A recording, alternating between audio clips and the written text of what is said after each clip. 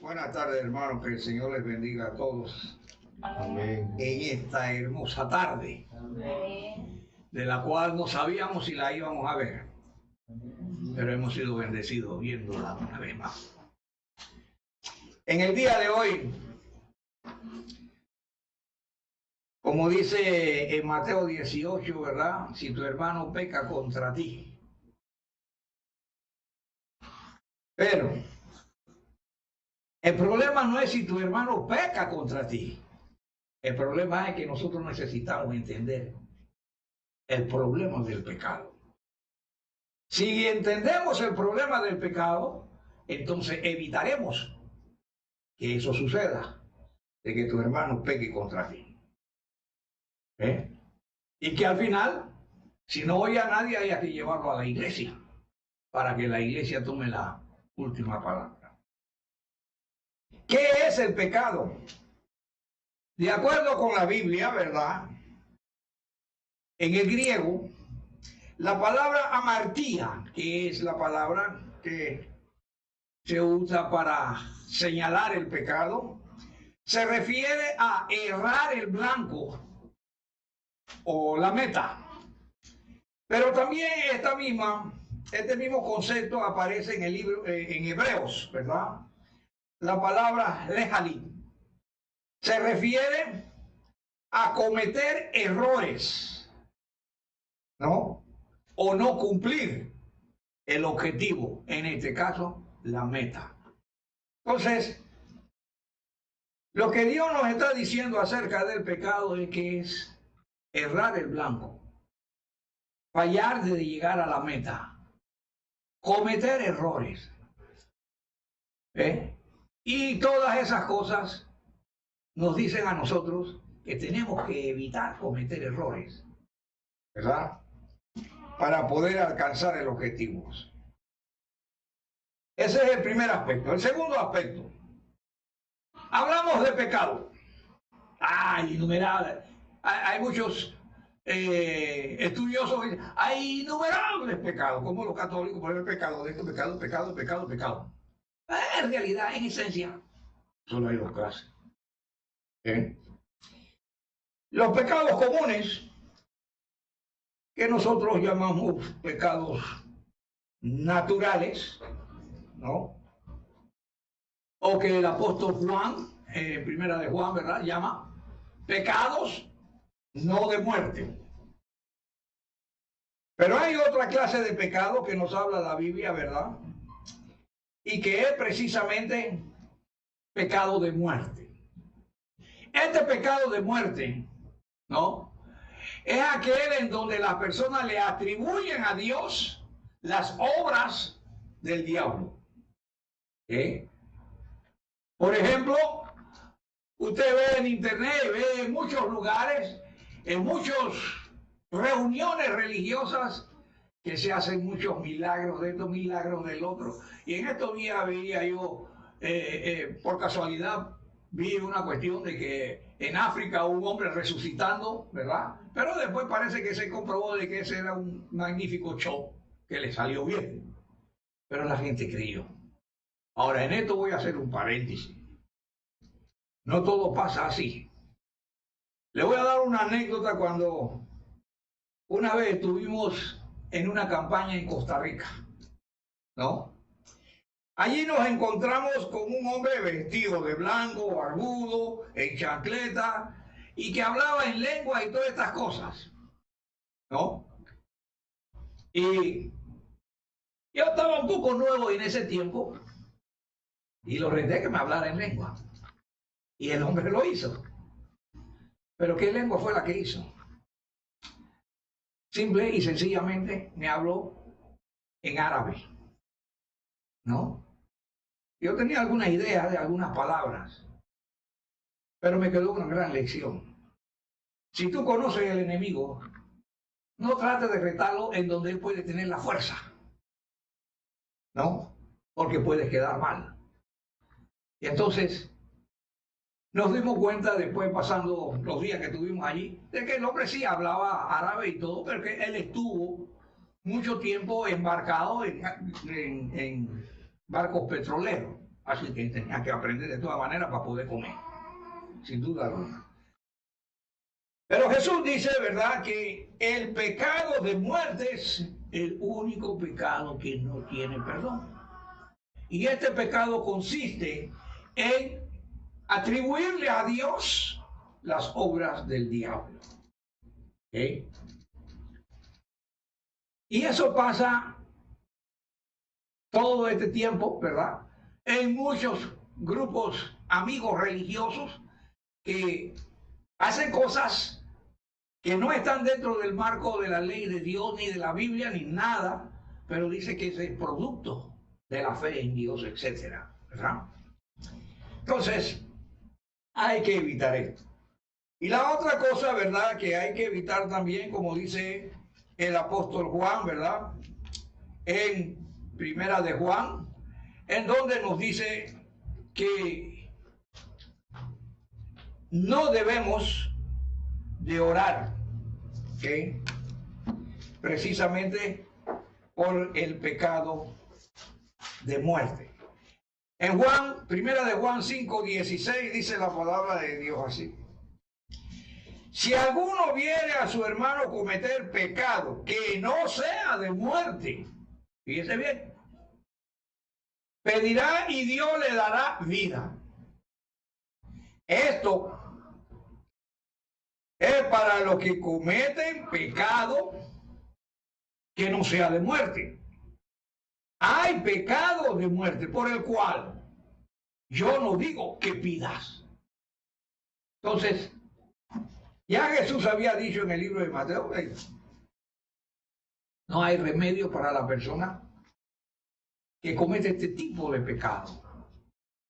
Entonces, el cristiano tiene que evitar cometer este pecado, que lastimosamente muchos cristianos, aunque usted no lo crea, lo cometen. ¿Por qué? Porque en primera instancia comienzan a maldecir por la situación, las condiciones, etcétera, que ellos se encuentren. Y comienzan a ver la prosperidad de otros, ¿no?, que hablan de las bendiciones de Dios, etcétera, etcétera. Y entonces viene el conflicto en su interior. Yo que estoy en la verdad no tengo, este que está en la mentira tiene. Y entonces allí comienza el problema y sin darnos cuenta caemos en el juego de pecados, de muerte.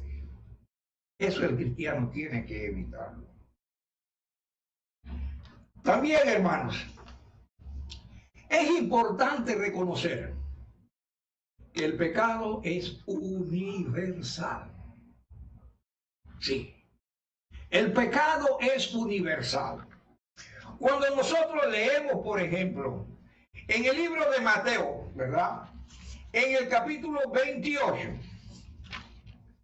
Mateo 28, versículo 18, ¿qué nos dice la palabra de Dios allí? ¿Verdad? Nos dice lo siguiente. ¿Okay? Fíjense.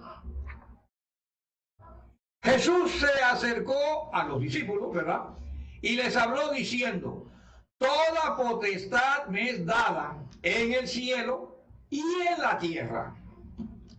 Hoy día, usted ve películas, documentales, lo ve en las redes sociales, etcétera, de la existencia de extraterrestres, luciferinos y Anunnaki, todas estas cosas.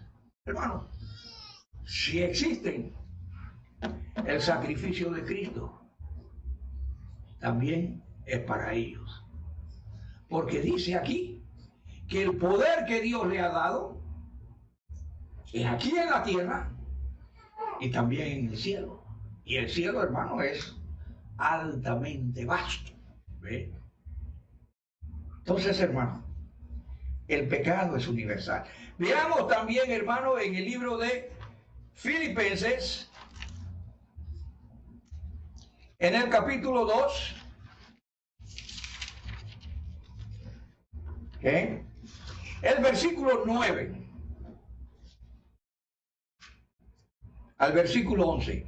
Tome nota para que usted pueda ver el alcance del pecado y por qué nosotros tenemos que luchar contra el pecado.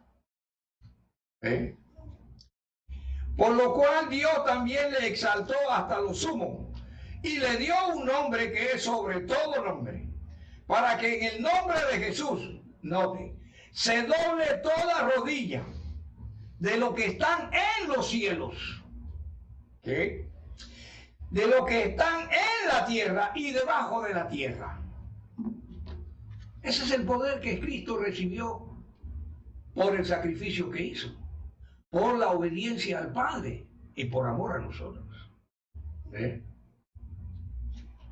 Un nombre que es sobre todo, en la tierra, en el cielo, debajo de la tierra.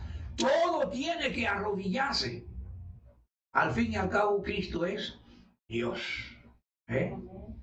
Entonces, es importante que nosotros sepamos que el pecado es universal.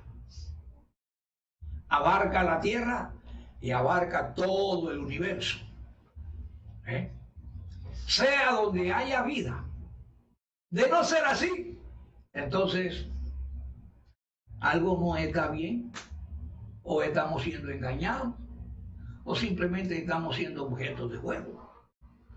Pero conociendo que Dios no cambia y que Dios es veraz en todo lo que dice y en todo lo que hace, entonces el sacrificio de su Hijo es válido aquí como es válido allá. Recuerde que dijo Jesús: en la casa de mi Padre muchas moradas hay. Entonces, quizás alguno pueda argumentar, no, porque pasa es que en este asunto aquí que habla Dios, ¿verdad?, a través del apóstol Pablo, se refiere propiamente a aquellos que ya han muerto y que están en los cielos. No, Señor. La Biblia dice que después de la muerte no hay nada que hacer. Eso lo dice en Hebreos. No hay nada que hacer. Después de la muerte, dice, viene el juicio. Entonces, cuando Dios dice, es aquí y es allá, entonces no está hablando de muertos, está hablando de seres vivos.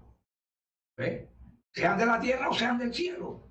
Entonces, nosotros comprendemos, hermanos, el alcance del pecado. Ahora bien, el diablo es astuto. El diablo tiene una serie de instrumentos para confabular, para convencer, para hacer que las personas cambien su camino. Y hay uno de esos instrumentos que por lo general todos nosotros como cristianos en algún momento hacemos uso de ese instrumento. Vamos a leer en el libro de Santiago. Santiago capítulo 1 y el versículo 6 y 7. Dice así: pero pida con fe, no dudando nada, porque el que duda es semejante a las olas del mar, que es arrastrada por el viento y echada de una parte a otra. Y dice, no piense, pues quien tal haga, que recibirá cosa alguna del Señor. Hermano, la duda es uno de los mejores instrumentos que utiliza nuestro enemigo. ¿Sí? Muchas personas después de cierto tiempo se quedan, en realidad, sí que estamos hablando, ¿verdad?, cuando se hable del bautismo y de estas cosas, como es, que todo lo que implica y todo eso, es verdad que yo me bauticé como dice la Biblia. ¿Será cierto? ¿Será cierto que yo soy salvo? ¿Cómo yo puedo comprobar? Ahí entró su problema. Caíste en la duda. No has creído lo que Dios dice que debe de ser. Porque tenemos que recordar, por ejemplo, en ese aspecto, como dice Dios en Hebreos 11:6. Si usted creyó que Dios existe, y si usted creyó que Dios bendice, ¿por qué cae en esa duda? O como es el otro aspecto que dice Jesús, el que cree en mí, aunque esté muerto, ¿qué dice? Vivirá. ¿Y qué pasa con el cristiano? Una gran mayoría, morir no quiere. Estoy muy joven para morir ahora. ¿Ve? Así es que ahora estoy muy feliz porque quiero morir ahora. Si ahora es que tengo la fuerza, la vida y todo ese entusiasmo. Y ahí caemos en la duda otra vez. O sea que es un arma que el diablo sabe cómo utilizarla y también con quién utilizarla. ¿Eh? Entonces, es importante que usted y yo sepamos, ¿verdad? El otro aspecto que se habla mucho en cuanto al pecado, ¿verdad? Es el famoso pecado original, que hablan los católicos. Y no solo los católicos, una gran cantidad de grupos religiosos. El pecado original. Y lo asocian precisamente, ¿verdad?, con la relación de hombre-mujer. Hermano, eso no tiene nada que ver en cuanto al sexo. El pecado original no tiene absolutamente nada que ver con el sexo, que es lo que aducen la mayoría de grupos religiosos. El pecado original, hermano, es la desobediencia que vino a causa de la duda que el diablo le sembró a Eva. Fíjense bien. Dios le dijo a Eva y a Adán, de ese árbol no toque, no coma. El adversario del diablo llegó, él no le dijo a Eva, mira Eva, este árbol está bueno, está bonito, no, fue astuto. Por eso cuando Pablo habla de las artimañas del adversario, de Satanás, usted tiene que tener su mente volando, con muchas revoluciones o megahertz para poder ver qué pasa. Él llegó y le dice a Eva, ¡ajá! Signo de admiración, ¿verdad? Ah, con que Dios te dijo a ti que tú no podías comer de ese árbol. La inocencia que había en Eva y que había en Adán comenzaban a peligrar. ¿Por qué? Porque dice Eva, no. Él nos dijo a nosotros que no podemos comer de ese árbol porque vamos a morir. El diablo ahora le dice, ¡ajá! Eso no es así. Tú no vas a morir. Si tú comes de ese árbol, tú vas a ser como Dios. ¿Qué hizo el diablo ahí? Sembrar la duda. Así que Eva comenzó a pensar ahora, ¿moriré, no moriré? ¿Puedo comer, no puedo comer? Finalmente vio, es bonito, hermoso. ¡Saca! Le metió el diente, comió. ¿Verdad? No pasó nada. No pasó absolutamente nada. Porque Eva no era, desde su creación, ¿no?, la persona encargada de la creación de Dios, sino Adán. Por eso cuando Adán mordió la fruta, ¿verdad?, sea pera, piña, guayaba, manzana, lo que sea, pero es una fruta. Cuando él la mordió, dice, sus ojos fueron abiertos y en ese instante Adán murió espiritualmente. Su inocencia se perdió.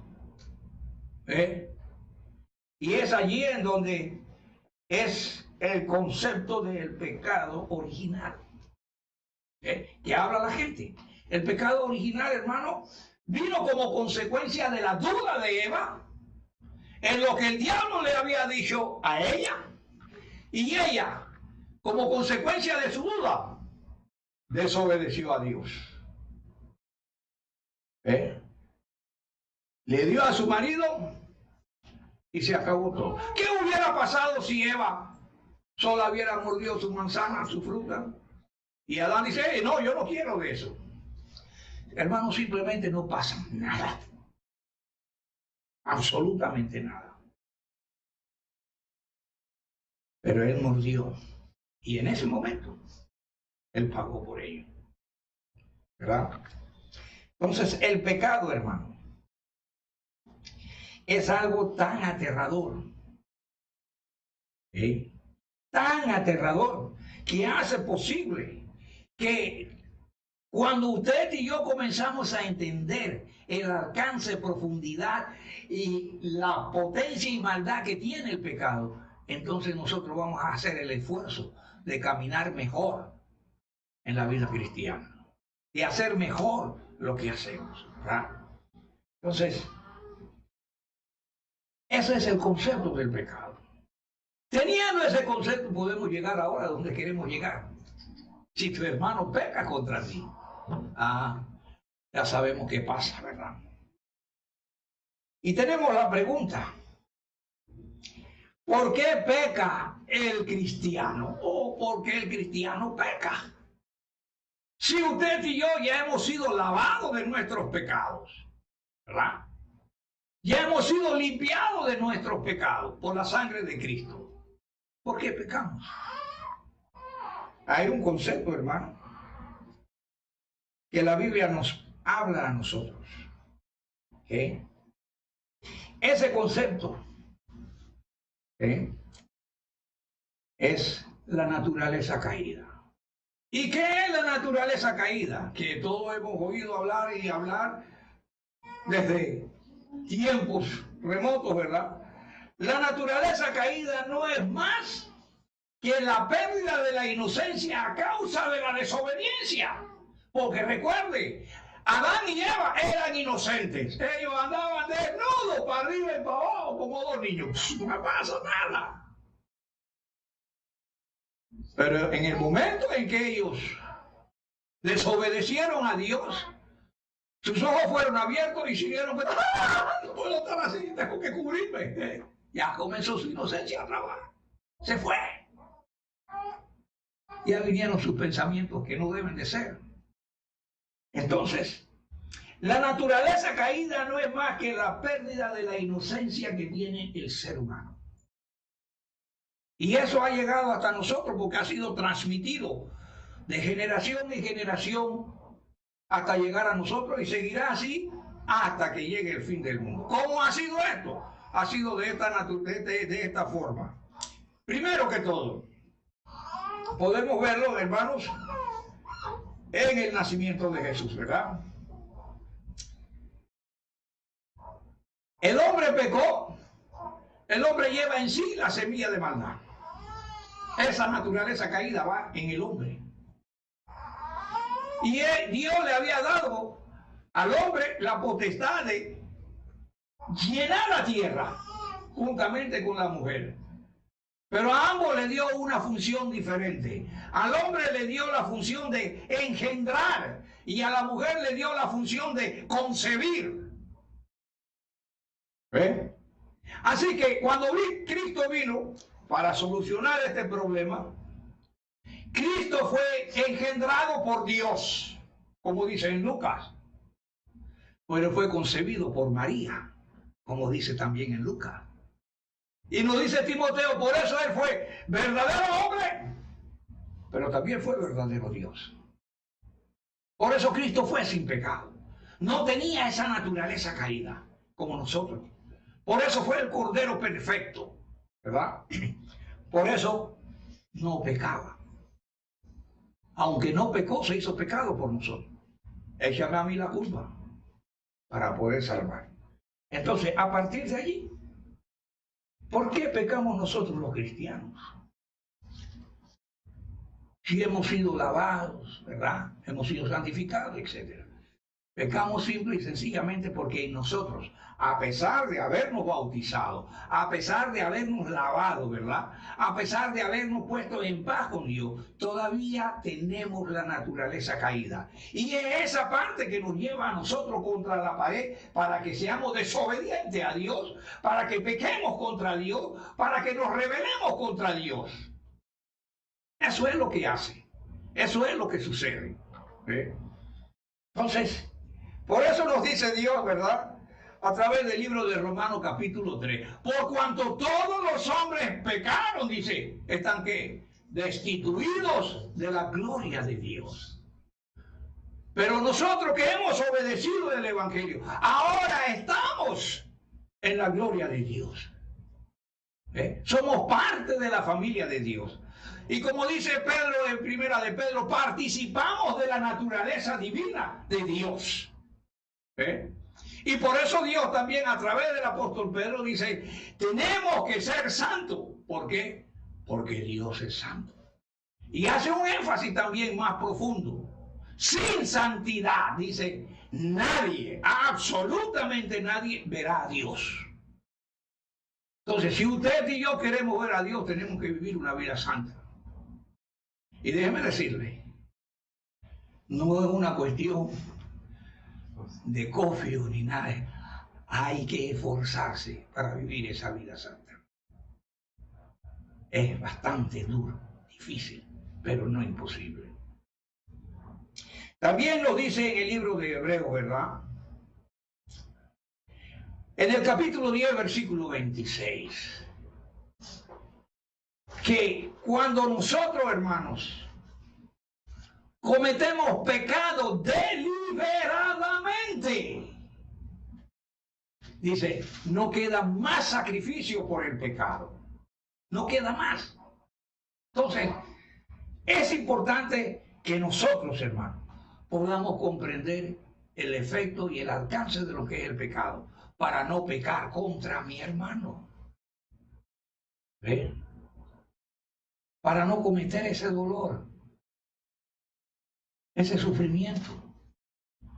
Entonces, dice Dios en Hebreos 26, 10:26, no queda más sacrificio para hacer. No hay otra manera de solucionar el problema. Y como decía yo, ¿verdad? Cuando estaba chico, que jugaba un juego que se llama la lleva, ¿no? En ese juego, cuando sorprendían a uno, dice, ¿dónde queda, queda? No hay manera, perdiste. Si te vieron en el rincón, perdiste. Si te vieron en la cocina, perdiste. Ya. Entonces, es importante, hermano. Ahora bien, si tu hermano peca contra ti, ¿qué debemos de hacer? Si tu hermano peca contra mí, por ejemplo, ¿qué yo debo de hacer? Pues Dios da soluciones, hermano. Y la solución se encuentra precisamente en el mismo versículo, ¿verdad? Y capítulo del libro de Lucas, sobre todo, ¿verdad?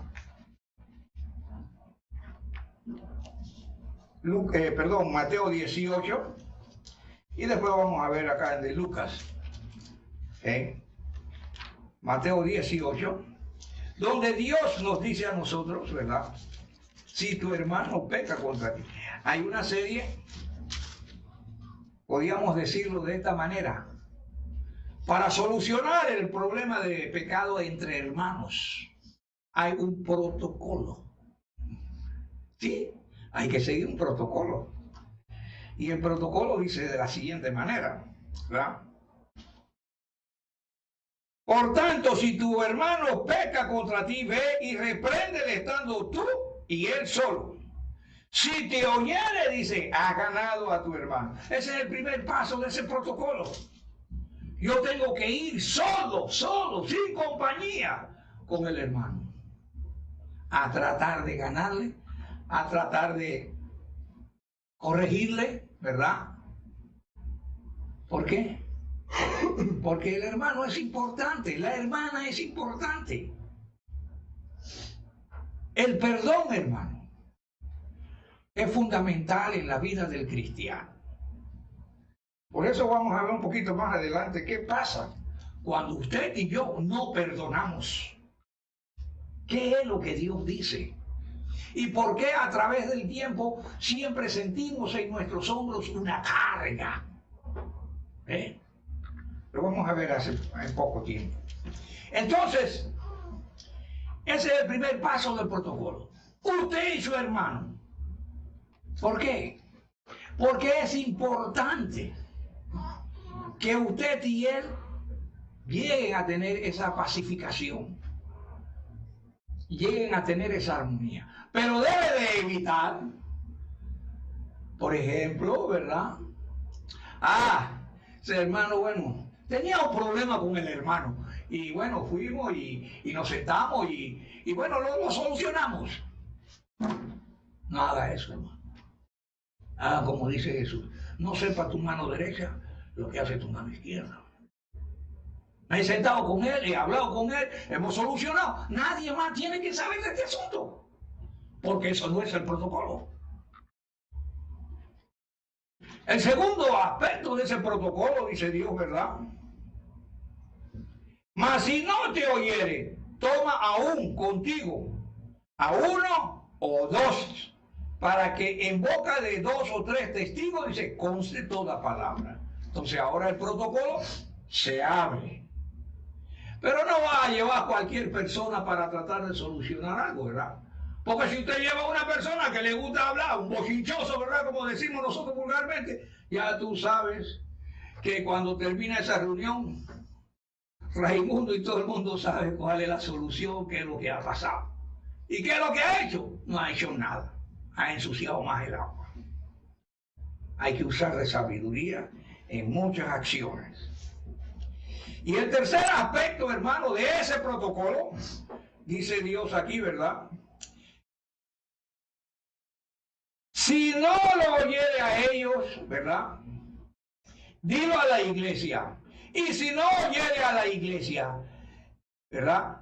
Tenle como gentil y publicano. Tenle. No es tu enemigo realmente. Porque si mañana o pasado esa persona se convence de que ha actuado mal, de que ha hecho mal las cosas y quiere arrepentirse, no va a poder porque usted lo tiene como enemigo. Y eso es lo que nos dice Dios también a través del apóstol Pablo en Tesalonicenses. Si un hermano no quiere hacerlo, dice, échalo afuera. El que insiste en causar divisiones, ponlo aparte, pero no lo tengas como enemigo. Las personas siempre necesitan una oportunidad. Es lo que Dios me da a mí todos los días, una oportunidad. Ahora bien, ¿qué pasa? El otro aspecto se encuentra en Lucas capítulo 17, versículo 1, ¿verdad? Al versículo 5. Nos dice así la palabra de Dios. Jesús dijo a sus discípulos, imposible es que no vengan tropiezos, ¿verdad?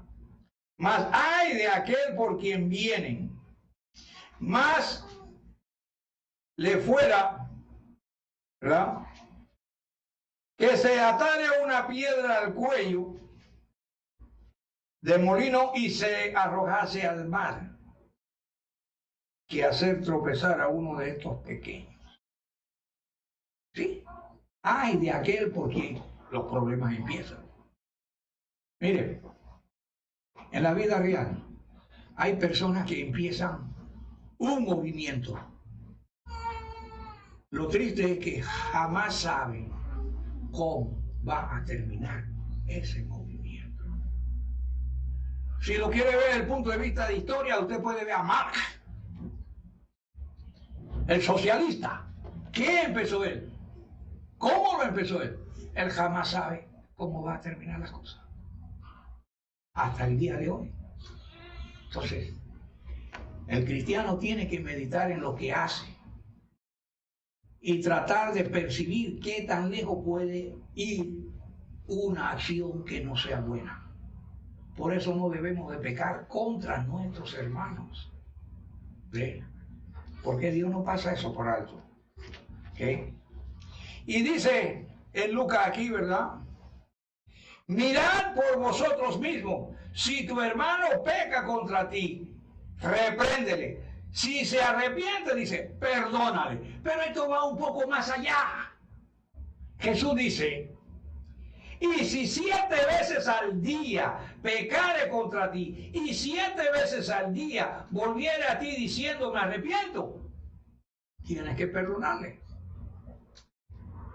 Ese es el deber. ¿No? En Mateo dice que no solamente debemos perdonar 7 veces, sino 70 veces 7. Nosotros, hermanos, no somos así. 1, 2, 3, 4, 5, 6, 7, 8 veces. No, ya yo estoy cansado de lo mismo. Algo tiene que cambiar. El que tiene que cambiar soy yo. Tener la paciencia de sobrellevar esas cosas. Y ayudar al hermano o la hermana, ¿verdad? En el libro de Marcos, para ya ir cortando un poco, ¿verdad? En el capítulo 11